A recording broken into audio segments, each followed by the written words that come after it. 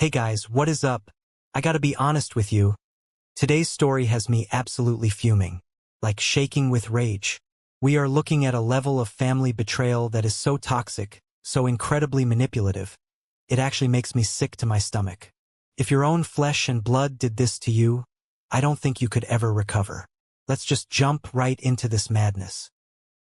I was shoulder deep in white oak logs and hickory chips when my mother walked into the kitchen, her face wearing that exact expression I'd grown to dread. It was the one that meant she and Dad had been discussing my future again. "Arthur," she started, wringing her hands nervously in her expensive designer coat that looked entirely out of place in my smokehouse. "Your father and I have been thinking." I kept tending the fire, letting the familiar, scorching heat ground me. The early morning sunlight streamed through the industrial windows of iron and oak, catching on the heavy black iron smokers and the copper taps I'd carefully installed with my own two hands when I gutted and renovated this place. Every single detail of this rustic cafe and smokehouse had my blood, sweat, and fingerprints on it. From the reclaimed wood tables I'd sanded down myself to the carefully curated menu of artisanal sourdough and 14-hour smoked brisket. "Let me guess," I said, trying to keep my voice steady, wiping grease and soot on my canvas apron. "It's about Richard taking over."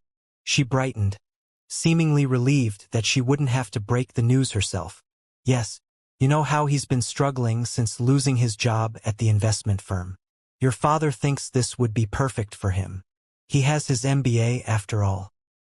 I laughed, but it was a harsh, scraping sound that held absolutely no humor. "Mom, Richard doesn't know the first thing about running a smokehouse or a cafe. He's never worked a day of hard labor in his life. He doesn't even know how to flip a burger in his own backyard. He was fired for making a reckless trade that cost his firm $2.5 million. But he understands business," she pressed on, stepping back as a puff of wood smoke drifted her way, waving her manicured hand in front of her face. "Numbers, corporate management, scalability. All those things you struggle with." I finally stopped working, slamming the heavy iron door of the smoker shut. The clang echoed through the empty restaurant. I turned to face her fully. "Struggle with? Mom, look around.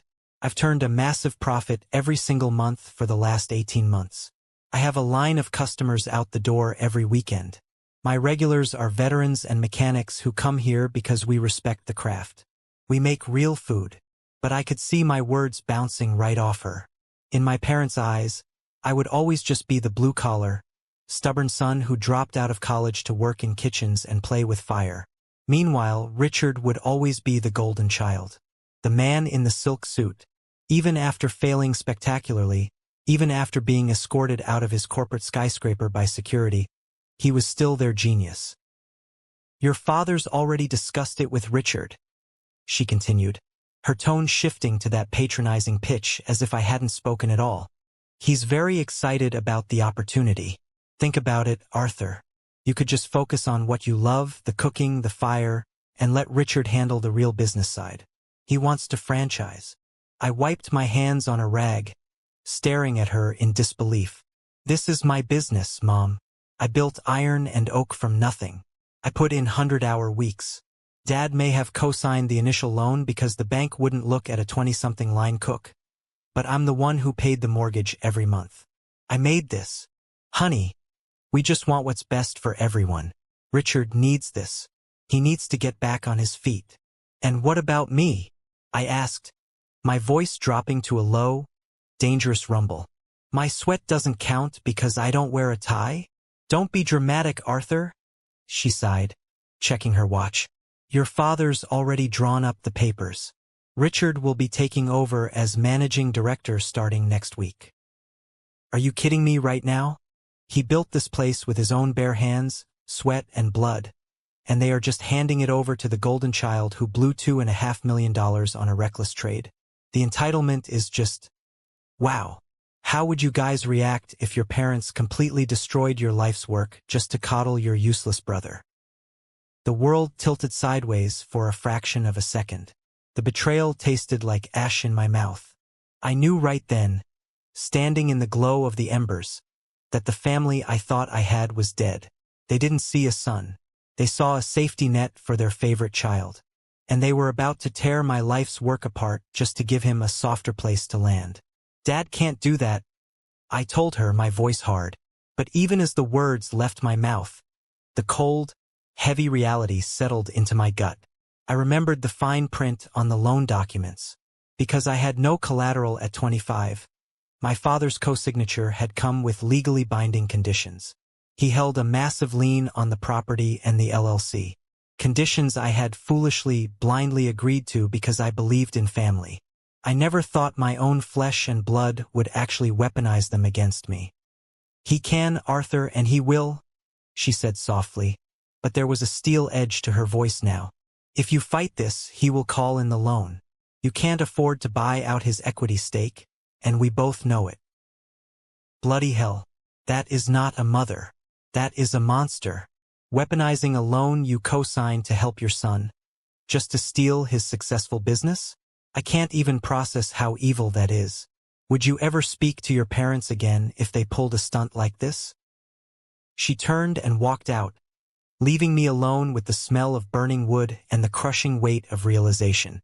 I had been completely outplayed by the people who raised me, but the nightmare was only just beginning. It wasn't until I went back to my small office to check my personal finances that the true, terrifying scope of Richard's malice hit me. I logged into my banking portal, intending to see how much cash I had to float myself if I walked away. The screen loaded. My checking account read $14.12. My savings account, which held the entirety of my life safety net. Money I had bled for, money saved from skipping meals and working double shifts for years, read $0. My heart slammed against my ribs. I refreshed the page. I hit it again, my hands shaking. $0. I clicked into the transaction history. There it was. A massive, sweeping transfer of $22,000, executed just 48 hours ago. It had been moved to an external account. Panic turned into a blinding, suffocating rage. When I first started the business, my father had insisted on being a guarantor on my personal accounts to help build my credit score, a relic of an old banking setup we never severed. Richard, with his background in finance and his intimate knowledge of our father's passwords and accounts, had found the loophole. I grabbed my phone and dialed Richard. He answered on the second ring. "Hey, little brother." His smooth, arrogant voice drifted through the speaker. "Where is my money, Richard? Where is my 22 grand? I roared, my knuckles turning white as I gripped the desk. He chuckled. A genuine, relaxed chuckle. "Oh, that. Consider it an administrative transfer. I needed a little capital to clear up some personal liabilities before I take the helm of the company. It's a loan, Arthur. You'll get it back once I scale iron and oak and take it national." What the hell? This is straight up theft. He literally wiped out his life savings for crypto and gambling losses. And he has the audacity to call it an administrative transfer? I am seeing red right now. Have any of you ever had a family member financially abuse you like this? "You stole it," I shouted, kicking the heavy wooden desk. "You drained my personal savings to pay off your degenerate crypto losses and your gambling debts. You piece of garbage. That was everything I had. Keep your voice down," he snapped, the fake warmth vanishing. "Dad authorized me to use the family's shared financial resources to restructure. You live like a monk anyway, what do you need it for? Listen, don't make this ugly. You have no money to hire a lawyer now. You have no leverage. You do what Dad says, you stay in the kitchen, and you'll get a nice little salary." He hung up. I stood there in the quiet office, the phone slipping from my hand. He hadn't just taken my business. He had financially gutted me. He had made sure I was entirely, hopelessly crippled so I couldn't fight back, couldn't hire a lawyer, couldn't even rent a new apartment if I left. I was trapped. A lesser man would have broken down right there.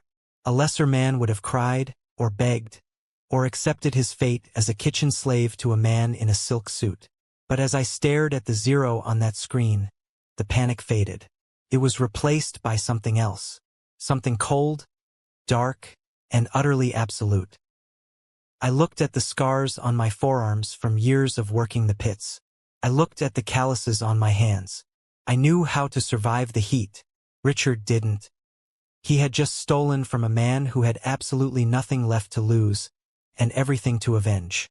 That evening, the heavy wooden doors of iron and oak locked behind the last customer. The smell of smoked brisket and stale beer lingered in the air. My father and Richard walked in. Richard was wearing a tailored navy suit, utterly ridiculous for a smokehouse, stepping carefully to avoid any grease on the floorboards. My father walked beside him, chest puffed out, proud of his real businessman son. I was waiting for them at the main bar, wiping down the copper counter with a slow, deliberate rhythm. "All right, Arthur," Richard said, pulling up a bar stool but refusing to sit on it. He slapped a leather-bound tablet onto the bar. "Let's get this transition over with. I've been reviewing the financials. Your margins are atrocious." "I use prime beef, Richard," I said, my voice eerily calm. "I use local white oak. It costs money." "It's a waste of money," he scoffed, waving his hand dismissively. "We're going to streamline operations. We cut the prime brisket, switch to frozen, pre-injected meats. We ditch the overnight wood smoking. We can buy liquid smoke and convection ovens. We focus on mass market appeal, franchise models, high volume, low overhead." My father nodded approvingly. "Richard has an aggressive growth strategy, Arthur. It's time this place grew up." I looked at my father. I looked at the man who had let his eldest son rob me blind. I didn't mention the $22,000. I knew Dad would either excuse it or deny it. There was no point in pleading to a rigged jury. "The regulars won't eat that garbage," I said simply. "These are mechanics, bikers, and veterans. They know what real barbecue tastes like. They'll eat what we give them," Richard sneered, his true arrogance shining through. "Don't be difficult, Arthur. This is for the best. You can stay in the back, keep playing with your little fires, and leave the real business to someone who actually understands economics." He looked at me with that familiar, patronizing smirk. The same smirk he wore when he broke my toys as a kid and blamed me. I reached into the pocket of my grease-stained jeans. My fingers brushed against my keys. The keychain was a small, heavy steel wrench, a gift from a Vietnam vet who was my very first customer on opening day. It represented everything I believed in: hard work, durability, grit. I pulled the keys out and dropped them on the copper bar. They landed with a heavy, metallic clink that echoed in the empty restaurant. "Go ahead," I said, staring dead into Richard's eyes. My voice was low, smooth, and lethal. "Take it. Since you're the corporate genius of the family, you must know better than me." Richard blinked, surprised by the lack of resistance, but his greed quickly overtook his confusion. He snatched the keys off the bar like a hungry dog. "Sensible choice," my father grunted, looking relieved. "You're doing the right thing, son. You'll see." "Oh, I'll see," I replied. I turned my back on them and walked toward the kitchen doors. I didn't stop at the office. I didn't pack a box of belongings. I just grabbed my battered leather jacket off the hook and walked out the back alley door into the cool night air. What Richard, the MBA genius, didn't know was that for the last 8 hours, while I was pretending to accept my fate, I had been busy. Very busy. Deep in the pocket of my jacket was a high-capacity solid-state drive. On it was every single proprietary spice rub recipe, every smoking temperature log, the entire VIP customer database, and the contact files for every premium supplier I had spent 2 years cultivating. I didn't just leave them a restaurant. I left them a hollow shell. They had the building, but I had the soul of iron and oak in my pocket. And as I walked down the alley, dead broke, betrayed by my own blood, I didn't feel defeated. I felt dangerous. Yes, that is exactly what you want to see in this situation. He didn't just walk away, he gutted the entire operation. Let Richard play CEO in an empty shell. How long do you guys give Richard before the entire business crashes and burns without those recipes? The first few weeks were brutal. With my bank accounts drained to zero, I was entirely dependent on the cash tips I had stashed in a coffee can under my mattress. Barely enough to cover a month of rent in my tiny apartment. But I refused to let the panic win. I needed income, and more importantly, I needed to stay sharp. I walked 3 miles across town to an old, run-down diner tucked away in an industrial park. It was owned by Old Man Henderson, a 70-year-old Marine Corps veteran with hands like tanned leather and a voice like gravel grinding in a blender. Henderson had been a regular at Iron and Oak. He knew my brisket. He knew my work ethic. I walked in through the back door and found him scrubbing down a flat-top grill. "I need a job, Henderson," I said, no pride, no ego. "Cash under the table. Sweeping, washing dishes, working the line. Whatever you got." He stopped scrubbing, leaned on his scraper, and looked me up and down. He had heard the rumors. Small towns talk, and the restaurant industry talks louder. "I hear your suit-wearing brother is running your pits now." "He's running them into the ground," I corrected. "I need to survive until the crash." Henderson nodded slowly. "Minimum wage. You clean the grease traps, you prep the potatoes, you don't complain. Starts tomorrow at 4 a.m. Done." Working for Henderson was a brutal return to the basics. It was backbreaking, anonymous labor. But it was honest. While Richard was sitting in my custom-built office playing CEO, I was elbow-deep in bleach and potato peels. But I wasn't just surviving. I was learning. Henderson was a masterclass in endurance. "The problem with boys in suits," Henderson told me one morning as we watched the sun come up over the loading dock, drinking bitter black coffee, "is they think business is lived on a spreadsheet. They don't understand that a restaurant is a living, breathing beast. It demands sacrifice. Wood needs time to burn. Meat needs time to tenderize. You can't fast-track respect. Your brother is an impatient man. And impatient men always hang themselves." I took his words to heart. I became a ghost, operating in the shadows, but I never took my eyes off Iron and Oak. I had a spy on the inside. Sarah, one of my toughest waitresses and a loyal friend, had stayed behind at the smokehouse. Every night, my burner phone would light up with text messages from her, detailing the systematic destruction of my dream. "He fired Marcus today," she texted one night. Said paying a pitmaster $18 an hour was a fiscal liability. "He bought an industrial microwave," another text read a week later. "They are microwaving the pulled pork, Arthur. It smells like wet cardboard." Microwaving pulled pork? Oh dearie me. That is an absolute crime against food. Richard is digging his own grave and Arthur is just patiently waiting with the shovel. Do you guys think Arthur should take the business back when it fails, or just let them drown in their own debt? I saved every text. I documented every change. I was building a dossier. I spent my evenings after my shift at the diner sitting at my kitchen table, plotting. I called my old suppliers, the men who brought the white oak, the farmers who provided the prime beef. I explained the situation to them off the record. I told them to demand cash on delivery from Richard. I told them not to extend him a single dime of credit. I was sharpening my knife, waiting for the beast to expose its neck. I didn't just want to take my restaurant back. I wanted to ensure that Richard would never, ever be able to steal from anyone again. I was going to let him build his corporate house of cards, and then I was going to kick the table out from under him. It didn't take long for Richard's mass-market appeal to turn the restaurant into an absolute joke. By the second month, the transformation was complete, and the updates Sarah sent me made my blood boil. Richard's vision of a modern business was a sterile, soulless tragedy. He ripped out the heavy, reclaimed wood tables and replaced them with cheap, sticky vinyl booths that squeaked every time you moved. He tore down the vintage neon signs and the bulletin board where local mechanics and veterans pinned their business cards. In their place, he mounted 6 massive flat-screen televisions blaring sports betting commercials and daytime talk shows on a loop. But the worst offense, the ultimate sin, was what he did to the food. Without Marcus the pitmaster, and without me, Richard had no idea how to operate the heavy iron smokers.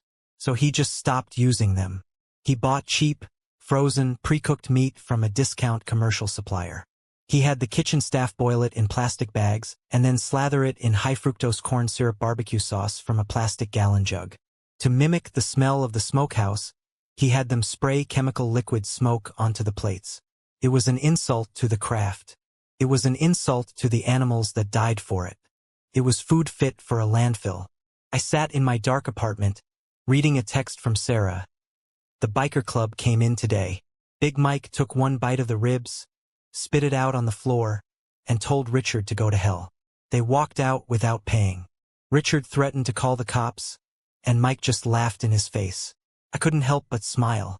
You can't fool blue-collar men. You can't put a cheap suit on a pig and call it steak.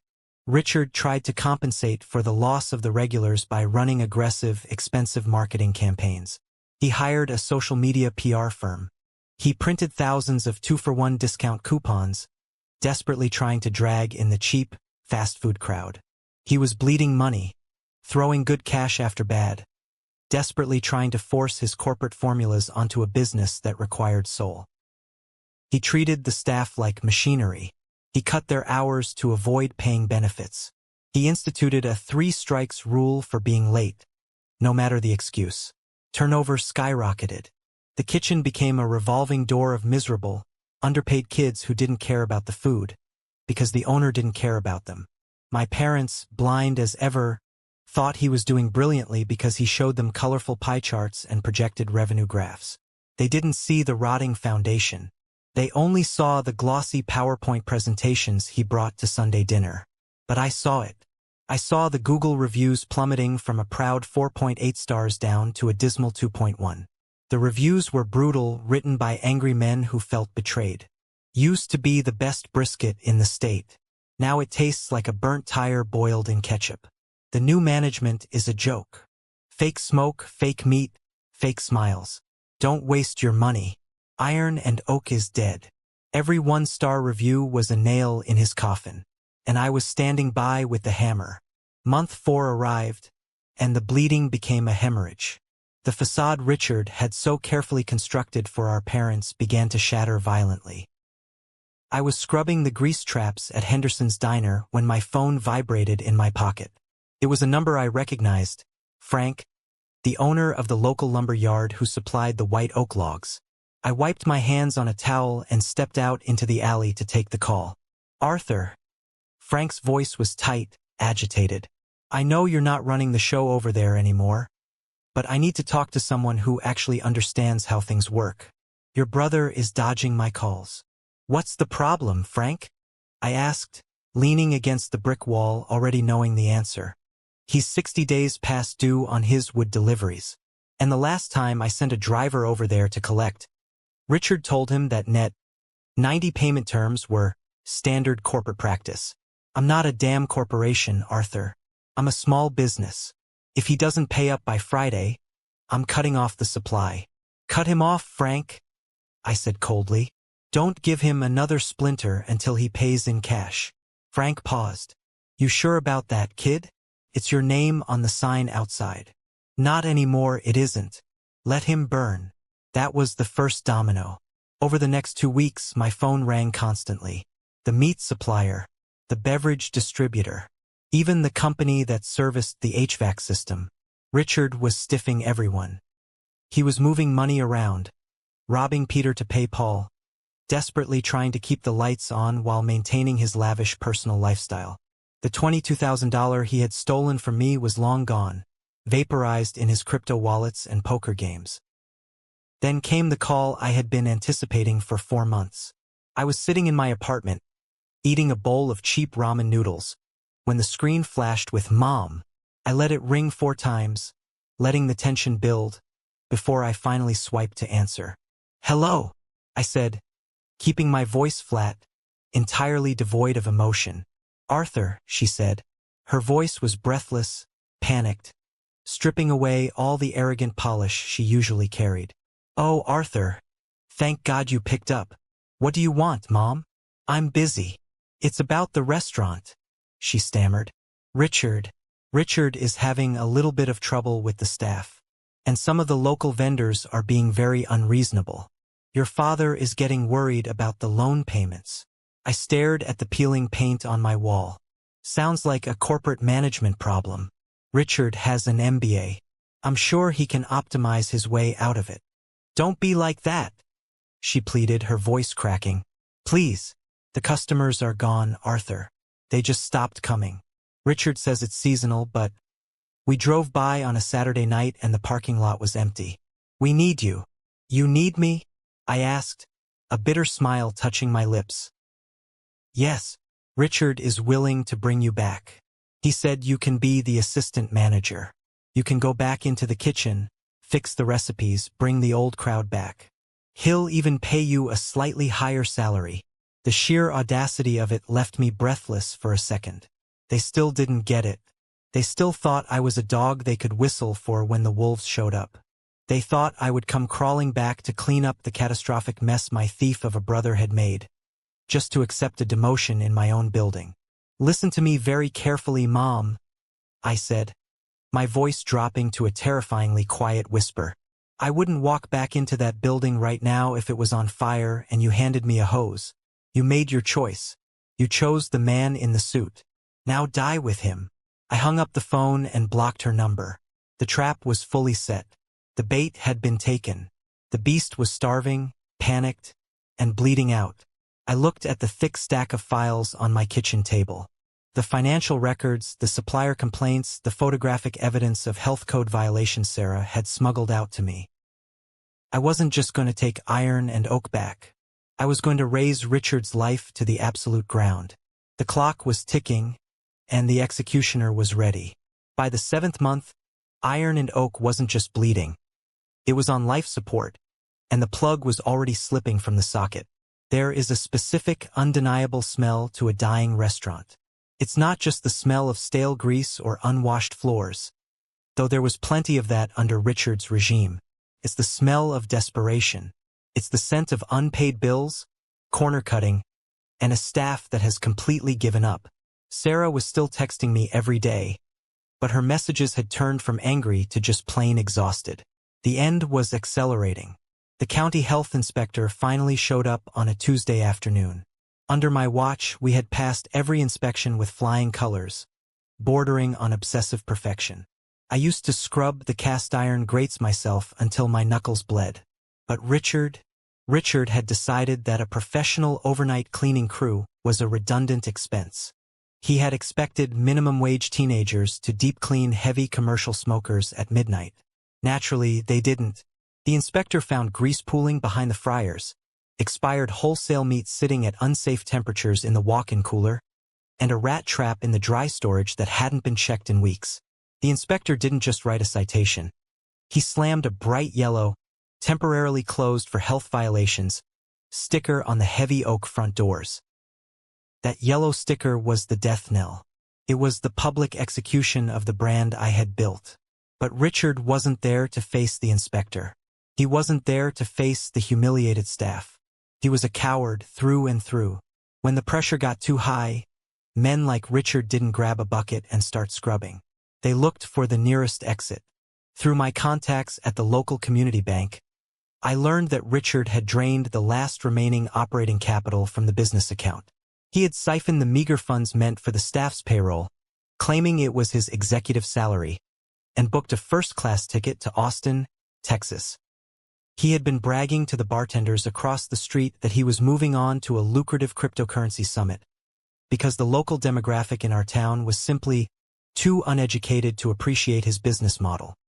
He was abandoning the sinking ship, leaving our parents, who had co-signed the massive commercial loan, holding the bag. The bank was 4 months behind on receiving payments. Foreclosure wasn't just a threat anymore. It was scheduled. The bank had already drafted the paperwork to seize not just the restaurant property, but my parents' home, which they had foolishly used as collateral to back Richard's vision. The day after the health inspector shut the place down, the remaining staff walked out. Sarah sent me a photo of the keys left on the sticky vinyl counter. "We're done, Arthur," she wrote. "He didn't pay us for the last 2 weeks. The place is a graveyard." I sat in my dingy apartment, staring at the photo. The anger that had burned inside me for 7 months had crystallized into something cold, sharp, and absolute. The trap had violently snapped shut. The corporate genius had completely destroyed himself. I picked up my phone, not to call Sarah, but to call Henderson. "It's done," I said to the old Marine. "I heard about the yellow sticker. Henderson replied, his voice a low gravel. The wood is chopped, Arthur. Time to light the fire. I took a shower, shaved for the first time in a week, and put on a clean white t-shirt and my heavy leather boots. I brewed a pot of black coffee and set my thick, heavily tabbed leather binder on the small kitchen table. I didn't have to wait long. The reckoning was walking right up my stairs. The knock on my apartment door was weak, hesitant, completely devoid of the arrogant authority my father usually carried. It was the knock of a broken man. I opened the door. There they stood. My father, whose shoulders seemed to have collapsed inward. His face gray and deeply lined with sudden, crushing stress. And my mother, her designer coat looking absurdly out of place in my rundown hallway, her eyes red and puffy from crying. There was no hello. There was no small talk. Can we come in? My father asked, his voice cracking. I stepped aside, saying nothing. They walked into my cramped living room, looking around at the cheap furniture, the peeling paint. This was the poverty they had condemned me to so their golden boy could play CEO. Arthur? My mother started, immediately breaking into tears. It's gone. It's all gone. The restaurant is boarded up. The bank called your father this morning. They're taking the house, Arthur. They're taking our home. I leaned against the kitchen counter, crossing my arms over my chest. I didn't offer them a seat. I didn't offer them a glass of water. I just stared at them with eyes as cold as dead ash. Where's Richard? I asked. My father flinched as if I had struck him. He left. He said the macroeconomic conditions weren't favorable. He took the last of the cash and said he had a meeting in Texas. He won't answer our calls. Imagine that, I said, my voice dripping with venom. The man who blew $2.5 million of a corporate firm's money couldn't manage a barbecue joint. Who could have possibly seen that coming? Please, son, my father begged, his pride entirely evaporated. He looked like a frightened old man. We made a mistake. Terrible, terrible mistake. We trusted the wrong things. We trusted the degree instead of the man. But you can fix this. You know the kitchen. You know the customers. If you talk to the bank, if you promise to take over the operations, they might give us a grace period. You have to save the family. Save the family? I echoed, pushing myself off the counter. The air in the room suddenly felt dangerously heavy. You want me to save the family? The same family that handed my life's work over to a thief. Don't call your brother a thief, my mother sobbed, falling back into her old habits of defending him. He just made bad business choices. I slammed my fist down on the kitchen table, the crack echoing like a gunshot. My mother shrieked and stepped back. Bad business choices? I roared, the rage of 7 months finally breaking off its leash. Do you want to know what your golden boy did the day you handed him my keys? Before I even walked out the back door, Richard logged into the family's shared financial portal. He used Dad's guarantor status to bypass my security. He drained my personal savings account, $22,000. Every single cent I bled for, every penny I saved to build my life. He stole it. He transferred it to a shell account to pay off his gambling markers and his crypto debts. The silence that followed was absolute. The color drained completely from my father's face. He stared at me, his mouth opening and closing, unable to form words. He told us he was just restructuring the capital. My father whispered, the horrifying realization finally sinking into his bones. He stole it, I repeated, stepping closer to them. He left me with $14 to my name. You threw me out into the street, and he picked my pockets on the way out. And you stood there and told me I should be grateful to be his line cook. My mother covered her face with her hands, a loud, agonizing wail tearing from her throat. She sank to her knees right there on my cheap linoleum floor. The polished, arrogant woman who had waved away the smoke in my kitchen was gone. She was begging on her knees. I'm sorry, she wailed. Oh God, Arthur, I'm so sorry. We didn't know. We didn't know what he was. You didn't want to know, I corrected her coldly. I looked down at them, feeling no triumph, only a heavy, exhausting disgust. You came here asking me to save you, but I am not here to save this family. I am here to take back exactly what is mine. I turned my back on my weeping mother and walked to the kitchen table. I picked up the thick, heavy leather binder I had spent 7 months compiling. I dropped it onto the table with a heavy thud. "Sit down," I commanded. It wasn't a request. My father slowly pulled out a chair, his hands shaking violently. My mother struggled to her feet and sat beside him, unable to look me in the eye. I opened the binder. Inside were perfectly organized, legally binding documents, drawn up by a ruthless corporate attorney that Henderson had introduced me to. "Here is what's going to happen," I said, my voice steady, entirely devoid of mercy. "There will be no grace period with the bank. I have already met with the loan officers. I showed them my real financials from the 18 months I ran the place, and I showed them the garbage Richard produced. They know who the real liability is." I slid the first stack of papers across the table. "You are going to sign 100% of the LLC, the property, and the brand back over to me. Sole ownership. You are going to permanently remove yourselves as co-signers, guarantors, or board members. You will have absolutely zero legal tie to Iron and Oak ever again." My father stared at the papers. "Arthur, if we remove ourselves, the bank will call in the penalty fees. The arrears Richard racked up." "That's right." I cut him off sharply. "You will absorb the $45,000 in debt and late fees that your golden boy accumulated. You backed him. You co-signed his disaster. You pay for it. I am taking the business back clean. I am not paying a single cent for the rot he brought into my house." "Arthur, we don't have that kind of cash lying around," my father pleaded. "We'll have to take out a second mortgage on the house. It will ruin us for years." "Then you better start clipping coupons," I said, leaning over the table, my face inches from his. "Because if you don't sign these papers right now, I walk away. I let the bank take the restaurant, I let them take your house, and I go open a new smokehouse 1 town over under a new name. Your choice, Dad. Sign the paper or lose everything." He looked into my eyes and saw absolutely zero bluff. He reached for the pen with a trembling hand and signed his name, effectively surrendering everything. "I'm not finished," I said, sliding a second sheet of paper forward. "This is a legally drafted public apology. You are going to pay to have this printed in the Sunday edition of the county newspaper. It states, clearly and unequivocally, that removing me from my own business was a catastrophic failure of judgment on your part. It states that Richard was completely incompetent.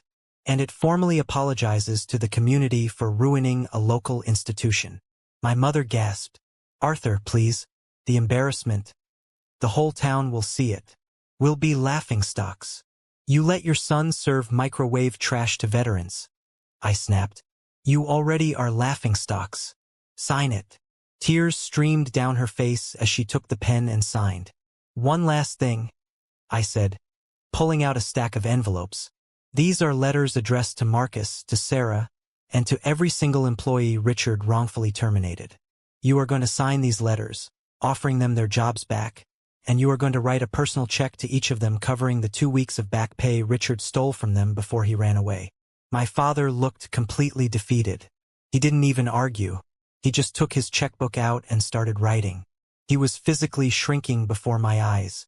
The arrogant patriarch was gone, replaced by a man who finally realized he had bet everything on a parasite. As they finished signing the last document, the air in the room shifted. I gathered the papers, tapping them neatly against the table. I had everything back. The restaurant was mine. The debt was theirs. The humiliation was public. But I had one more card to play. "You can go now," I said. My father stood up, looking at me with a hollow expression. "Are you satisfied, Arthur? Have you punished us enough?" "I didn't punish you, Dad," I said, walking over to open the apartment door. "You punished yourselves. But if you're worried about Richard getting away with my $22,000, don't be. The real punishment hasn't even started yet." They paused at the doorway, looking back at me with a sudden, renewed sense of dread. "What do you mean?" my mother asked, her voice a fragile whisper. What did you do to your brother? I didn't do anything to him, I replied smoothly. I just shone a light on what he was doing. I walked back to my table and pulled out the final folder. It was thick, heavy, and stamped with official government seals. I didn't hand it to them. I just held it up for them to see. Did you honestly think I spent the last 7 months just washing dishes at a diner and feeling sorry for myself? I asked. Did you think I was just going to let him steal my life savings and walk away to a crypto convention in Texas? Their silence was deafening. When Richard took over, he didn't just mismanage the brisket, I explained, relishing every single word. He committed massive financial fraud. He was paying his personal gambling debts out of the corporate payroll account. He was stiffing vendors and falsifying the tax documents to make the margins look profitable to you. And, most importantly, he illegally wire transferred $22,000 from a co-signed account under false pretenses across state lines to an offshore crypto wallet. My father gripped the doorframe to keep himself from collapsing. Wire fraud, he muttered, his business background finally kicking in. Arthur, that's a federal offense. Exactly, I smiled. It was a cold, terrifying smile. For months ago, I compiled every single bank statement, every bounced check to the vendors, every fake tax ledger he left lying around the office, and the IP tracking data from his crypto transfers. I bundled it all up into a very neat, very undeniable package. I paused, letting the weight of the moment crush them, and I mailed it directly to the Internal Revenue Service, the State Financial Inspector, and the FBI's white-collar crime division. My mother let out a scream, a visceral, horrifying sound of pure maternal panic. She lunged forward, grabbing my shirt. No, Arthur, you didn't. He's your brother. He'll go to prison. I gently but firmly peeled her hands off my shirt and stepped back. He stopped being my brother the day he stole my money and smiled in my face. He's a criminal, and criminals belong in cages. Right on cue, my father's cell phone began to vibrate violently in his pocket. He pulled it out with trembling hands. He stared at the caller ID. It's a number from Austin, Texas, he choked out. He answered it, putting it on speakerphone. His hands were shaking so badly he almost dropped the device. Dad, are you there? It was Richard's voice, but the smooth, arrogant corporate sneer was completely gone. He sounded hysterical. He sounded like a terrified little boy. Richard, where are you? My father asked, his voice breaking. Dad, you have to help me. I'm at the airport in Austin. I was trying to board my flight to Miami, and the TSA pulled me out of line. There are federal agents here. Dad, they have handcuffs. They're talking about wire fraud and tax evasion. They seized my phone. They froze all my accounts. Dad, you need to call a lawyer. You need to wire me money for bail. Right now? My father looked at the phone, then looked at me. I stood there, utterly motionless, my face carved from stone. I didn't feel an ounce of pity. I felt justice. Dad, say something. Richard screamed through the speaker, the sound of static and airport background noise mixing with his panic. They're taking me into a back room. Dad. My father took a deep, shuddering breath. The man who had favored the suit over the apron, his entire life, finally realized the true cost of his blindness. I have no money, Richard, my father said, his voice dropping to a dead, hollow monotone. I have no money for a lawyer. I have no money for bail. You ruined us. What do you mean you have no money? Sell the restaurant. Sell the house. Do something. The restaurant isn't ours anymore, my father said, tears finally spilling down his cheeks. And the house belongs to the bank. You're on your own, son. Dad. No. Please. The line went dead. My father slowly lowered the phone. My mother was on the floor again, weeping hysterically, the reality of her golden child being hauled away in handcuffs breaking her completely. I looked at the two of them, the architects of my misery, now completely ruined by their own creation. Don't ever come to my restaurant again, I said.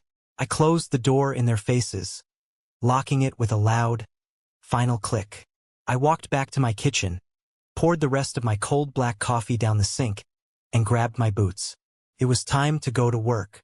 The next morning, the sun broke over the horizon, casting a golden light over the heavy oak doors of my restaurant. The yellow, temporarily closed sticker was already gone, scraped off with a razor blade by my own hand. I stood in the center of the dining room. It looked like a disaster zone of cheap plastic and bad decisions. But beneath the garbage, the bones of the place were still strong. The back door opened, and a massive silhouette blocked out the morning light. It was Marcus, my old pitmaster. He walked in, wearing his battered leather apron, looking around at the vinyl booths with deep disgust. "Smells like a hospital in here," Marcus grunted, crossing his massive arms. "Not for long," I replied. Behind him, Sarah walked in, followed by 5 of my old line cooks and waitstaff. They looked at me, a mixture of relief and anticipation in their eyes. "All right, listen up," I said, my voice projecting through the empty room. "We have 48 hours before we officially reopen the doors. The first thing we do is exorcise the demons."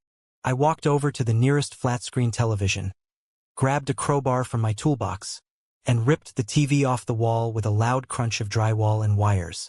I threw it onto the floor, the screen shattering into 1,000 pieces. The crew cheered. "Tear it all down," I yelled. "Rip out the vinyl. Throw out the frozen meat. Dump the liquid smoke down the drain. We are bringing the soul back to this house." The next 2 days were a blur of grueling, glorious labor. We worked around the clock. We hauled the cheap booths out to the dumpster and brought the heavy reclaimed wood tables out of storage. We scrubbed the kitchen from top to bottom with bleach, degreaser, and boiling water. We tore down the corporate signage and hung the old, neon iron and oak sign back in the window. But the most important moment came on Friday night. Marcus and I stood in front of the massive, custom-built iron smokers. They were cold, neglected, covered in a thin layer of dust. I opened the heavy steel door. "Load her up," I said. Marcus threw in massive logs of seasoned white oak. I struck a match and tossed it in. We stood there in silence as the fire caught, the wood popping and hissing. Within minutes, that unmistakable, deeply intoxicating smell of real wood smoke began to fill the kitchen, pushing out the sterile smell of Richard's failures. We loaded 50 prime briskets, seasoned with my proprietary rub, into the racks. We were going to smoke them low and slow for 16 hours. On Saturday morning, at 11 a.m., I walked over to the front door and unlocked it. I pushed the doors open. The line stretched around the block. Word had spread. The newspaper apology had run, the social media pages were updated, and the town knew that the Betrayal iron and oak was back. Standing at the very front of the line was a massive group of local veterans, wearing their jackets, led by Old Man Henderson. Henderson looked at me, sniffed the air, and let out a slow, satisfied nod. "Smells like a man's work," he rasped. "Welcome home, boys," I said, stepping aside. The rush was biblical. For 12 straight hours, we didn't stop moving. The sound of cleavers chopping through perfectly tender brisket, the clinking of beer glasses, the loud, booming laughter of men eating real food. It was chaotic, it was exhausting, and it was beautiful. When we finally locked the doors at midnight, we had completely sold out of food. Every single scrap of meat was gone. The cash register was overflowing. I sat at the bar, covered in soot, sweat, and grease, drinking a cold beer with Marcus. My body ached in that deep, satisfying way that only comes from honest labor. I looked around my restaurant. It wasn't just a business anymore. It was a fortress, and nobody would ever take it from me again. 18 months later, the heavy iron doors of iron and oak swung open, letting in the brisk autumn air. The restaurant was packed to the gills. We had expanded, knocking down the wall to the adjacent building to double our seating capacity and add a third smoker to the pit room. The profits were higher than they had ever been in the history of the company. I was standing at the cutting station, carving a massive slab of ribs, when Sarah tapped me on the shoulder. "Hey boss, you have an applicant for the dishwasher position." He's waiting in the back office. I wiped my knife, handed the carving fork to Marcus, and walked back to my office. Sitting in the chair was a kid who couldn't have been older than 19. He looked rough around the edges, faded tattoos on his knuckles, a nervous energy in his eyes, hands shoved deep into the pockets of a worn-out denim jacket. He looked like a kid who had made some mistakes and was trying to figure out how to stop making them. "You looking for work?" I asked, leaning against the doorframe. "Yes, sir," he said, standing up quickly. "I don't have much experience, but I work hard. I swear." I looked at him, seeing a ghost of myself from 15 years ago. "Why a kitchen? Why here?" The kid looked down at his boots, embarrassed. "My family, they tell me I'm wasting my life. They say I should go to community college, get a business degree, sit in a cubicle. They say working with your hands is for losers who can't use their brains. But I can't sit still in a classroom, man. I just want to work." I smiled. A real, genuine smile. I walked over to my desk and sat down. Behind me, framed on the wall, wasn't a culinary degree or an MBA. It was a newspaper clipping. The headline read, "Local financial executive Richard, last name, sentenced to 5 years in federal prison for fraud." Below that clipping was the written apology my parents had published, admitting their absolute failure to recognize the value of hard work over a fancy title. They lived in a small rented apartment on the other side of town now. I hadn't spoken to them since the day I locked them out of my apartment, and I never intended to. They made their choice, and they were living with the ghost of the son they ruined. I looked back at the kid. "Let me tell you something about the men who wear suits and look down on the men who wear aprons," I said, my voice steady, carrying the weight of everything I had survived. "They think the world is built on spreadsheets and PowerPoint presentations. They think they can optimize their way out of hard work. But when the fire actually starts, they panic. They steal. And they burn."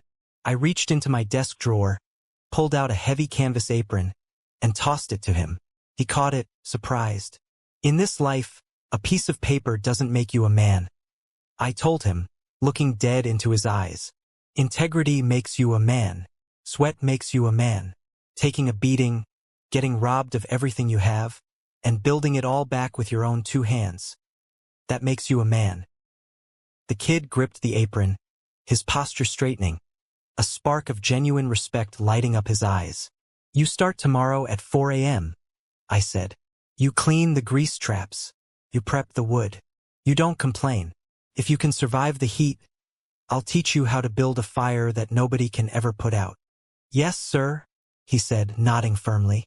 "I won't let you down." "I know you won't," I said. He walked out of the office, ready to bleed for his future. I turned back to my desk, listening to the roar of laughter from the dining room, the clatter of plates, and the low, steady hum of the exhaust fans over the smokers.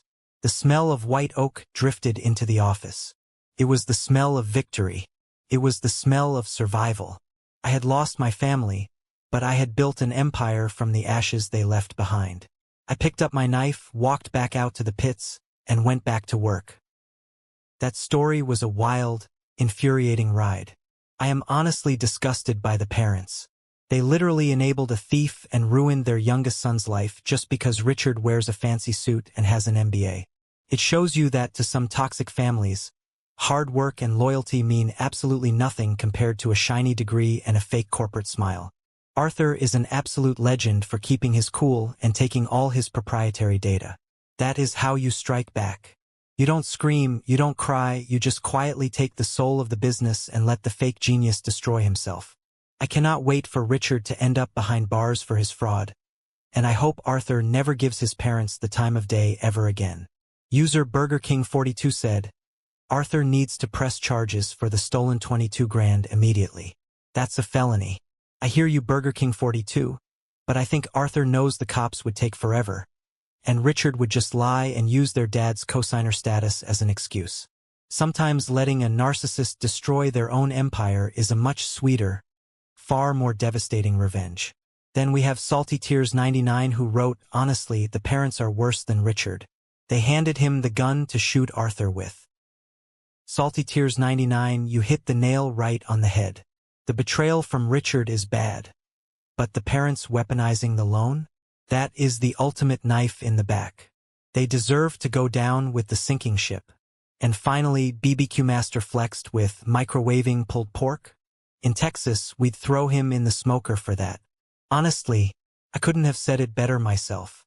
That is an unforgivable offense.